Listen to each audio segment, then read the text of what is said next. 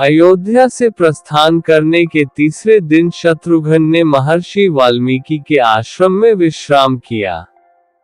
रात्रि में उन्होंने मुनि से पूछा, हे महर्षि, आपके आश्रम के निकट पूर्व में ये किसका यज्ञ स्थल दिखाई पड़ रहा है? महर्षि बोले, हे सौमित्र, ये यज्ञ स्थल तुम्हारे कुल के महान राजाओं ने बनवाया था। मैं उनके विषय में बताता हूँ। तुम्हारे कुल में सौदास नाम बड़े धार्मिक राजा हुए हैं। एक दिन आखेट करते हुए उन्होंने वन में दो भयंकर दुर्धर्ष राक्षसों को देखा। राजा ने बाण चलाकर उनमें से एक को मार गिराया। ये देखकर दूसरा राक्षस ये कहता हुआ अदृश्य हो गया कि हे पापी, तूने मेरे इस मित्र को निरपराध मारा है, अतः मैं इसका प्रतिशोध अवश्य लूंगा। कुछ समय पश्चात सौदास ने अपने पुत्र वीर्यसेन को राज्य देकर और वशिष्ठ जी को पुरोहित बनाकर इस स्थान पर अश्वमेध यज्ञ किया।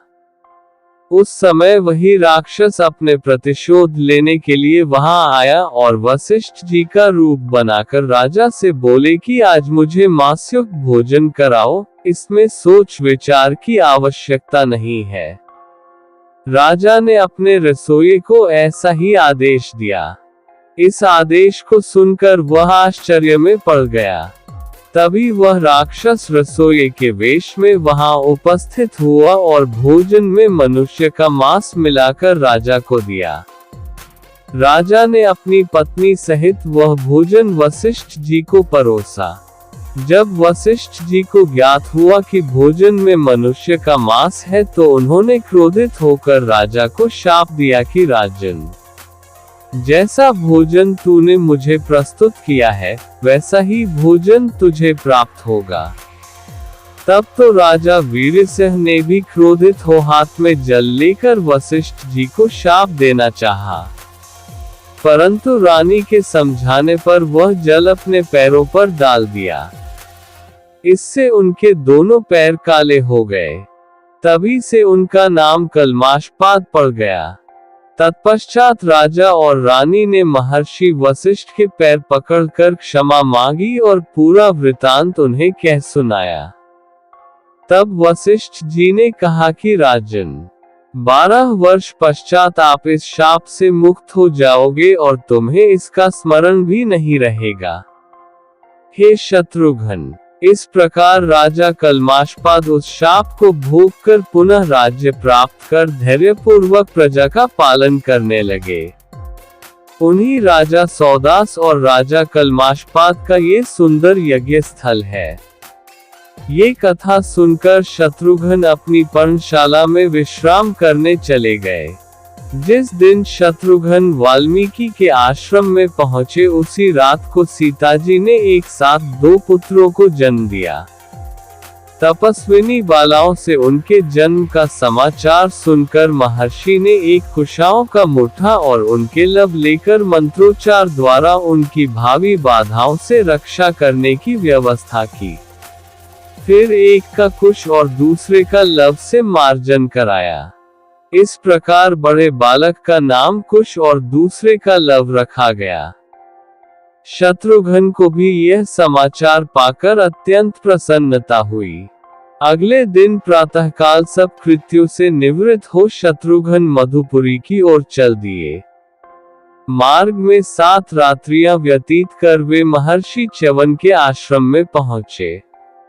अयोध्या से प्रस्थान करने के तीसरे दिन शत्रुघ्न महर्षि वाल्मीकि के आश्रम में रुके और वहां उन्होंने महर्षि से एक यज्ञ स्थल के बारे में पूछा जो उनके कुल के राजाओं द्वारा बनाया गया था। महर्षि ने उन्हें सौदास नामक राजा की कहानी सुनाई, जो एक धार्मिक राजा थे और उन्होंने आखेट के दौरान एक राक्षस को मारा था। राक्षस का मित्र इसका बदला लेने की प्रतिज्ञा करके चला गया। बाद में राजा सौदास ने अपने पुत्र वीर्यसेन को राज्य सौंपकर वशिष्ठ को पुरोहित बनाकर अश्वमेध यज्ञ का आयोजन किया। वही राक्षस वशिष्ठ का रूप धारण कर राजा से मांसयुक्त भोजन की मांग करता है।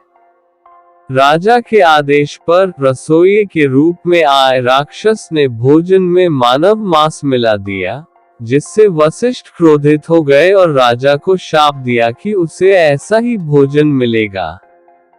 राजा ने भी शाप देने की कोशिश की, लेकिन रानी ने उसे रोक दिया, जिससे राजा के पैर काले हो गए और उनका नाम कल्माशपात पड़ गया। वशिष्ठ ने उन्हें बताया कि 12 वर्षों के बाद वह शाप से मुक्त हो जाएंगे। उस रात सीता ने 2 पुत्रों को जन्म दिया। महर्षि वाल्मीकि ने उनका नाम कुश और लव रखा। शत्रुघ्न को इस समाचार से अत्यंत प्रसन्नता हुई। अगले दिन शत्रुघ्न मधुपुरी की ओर प्रस्थान कर गए और 7 दिन बाद महर्षि च्यवन के आश्रम में पहुंचे।